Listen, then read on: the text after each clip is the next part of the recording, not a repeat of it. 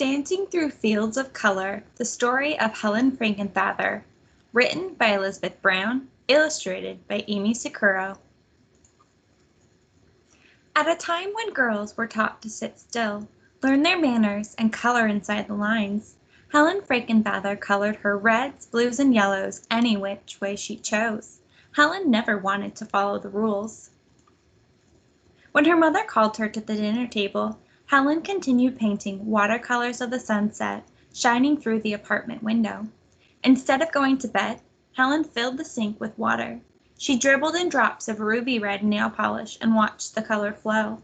When she let the water out, she loved to watch the color swirl into shapes. During summer vacations, Helen let the waves whoosh and whirl around her, sailing her body through the tides. When her father called her ashore, she wanted to keep circling, twisting, floating, forever wrapped in the blue-green colors of the sea. While her older sisters were in school, Helen spent her days with her mother, who nurtured her dreams. Helen read and wrote stories, made collages, and created designs with glass beads, circles, hearts, and stars in brilliant colors. She painted pictures and cards for birthdays and anniversaries, filled with all the colors of happiness, purple, yellow, and pink. Helen's father worked long days as a judge. She couldn't wait for him to come home each day. He took her wherever she wanted to go. Most of all, Helen loved taking walks with her family in Central Park. She ran under the welcoming sky, waltzing, twirling, leaping across the lush green fields, and played hide and seek among the flowering trees.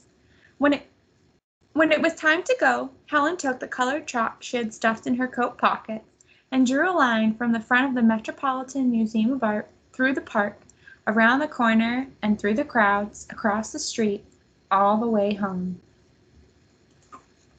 The colorful line connected the two things she loved most. Helen's parents always encouraged her to blossom, express herself, paint free. In art class at school, Helen wanted to do things her way, but she had to follow the rules in order to pass. Don't sketch that way. Draw like this. Paint what you see. Helen pleased her teachers when she sketched figures, drew chairs, and painted flowers and pears like all the other students. But she wished for something different. Helen found comfort in painting seascapes. The blues and greens reminded her of summer days with her family at the beach. She made pictures of her trips to the country, with bursts of orange-gold paints that warmed her face like the sun. Soon, Helen's happiness disappeared entirely. When she was 11, her father died.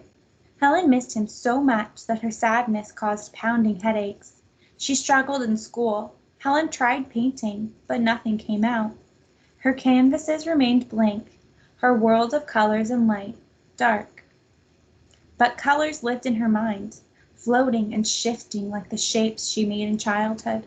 Staring at every color in her paint box, memories came back to her. Periwinkle, the feathery whisper of her father's encouragement.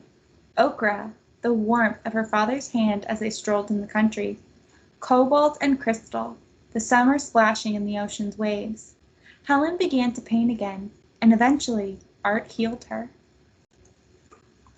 Helen followed the rules well enough to succeed in school and go to college to study painting. Her professor wanted colors separated by thick black lines, her brush marks and planes arranged across her canvas to create depth and space. Helen loved college, but longed to paint what she felt inside. Painting feelings couldn't be contained in black lines or organized into clear shapes or objects. Helen dreamed of setting her colors free, like she was as a child, running without boundaries. She searched for more. After college, Helen moved back to New York, where many artists were exploring forms, lines, and shapes differently. They overlapped bands of color, thought more about geometry, and painted larger and larger pictures. Helen met an artist named Jackson Pollock, whose paintings hung in museums and galleries. The art world called him the greatest living painter in the United States. Reviewers celebrated him. Fans loved him. When Helen saw his work, she marveled at how he splattered and dripped his paint on canvas tacked to the studio floor.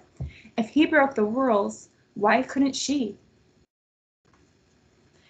Helen exhibited her art in small shows while male painters were given larger exhibits. Critics called Helen's work too sweet in color, too lyrical, too ladylike. She worked longer and harder at her paintings, drawing strength from her memories of the country and sea. She wanted to leap into her colors, feel the colors, and be the colors. Art never let her down. Helen traveled to Nova Scotia to get away. As she walked through the fields, colors swirled around her. Cerulean blue and coral cascaded down mountains of saffron and gold. Rose, pink, and lavender rippled across the sky. Spring green and vermilion gushed through the sea waves. Helen felt the countryside move within her body. She saw the mountains with her arms. She heard the sea in her wrists. Could she paint the beauty she saw all around her?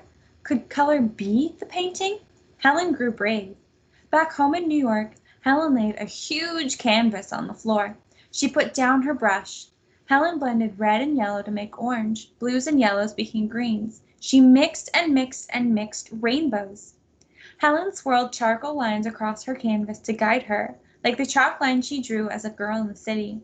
With a fistful of pink, Helen turned her wrist outward and spread the paint, streams of color racing and spiraling, the paint soaking into the canvas, like rain seeping into the soil.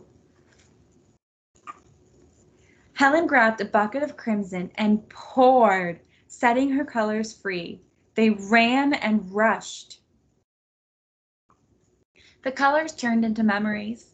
Helen imagined the mountain peaks of Nova Scotia with her arms. She remembered the sea waves with her wrists. With a sweep of her arm, she splashed green like sea foam.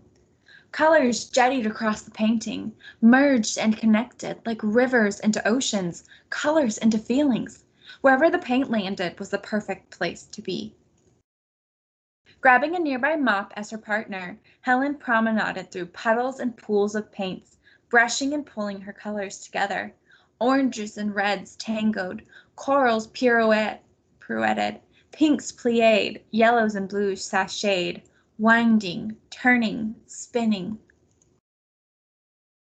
When she was done, Helen danced in that field, free among all the shimmering colors of her life, extending, reaching beyond the painting into forever.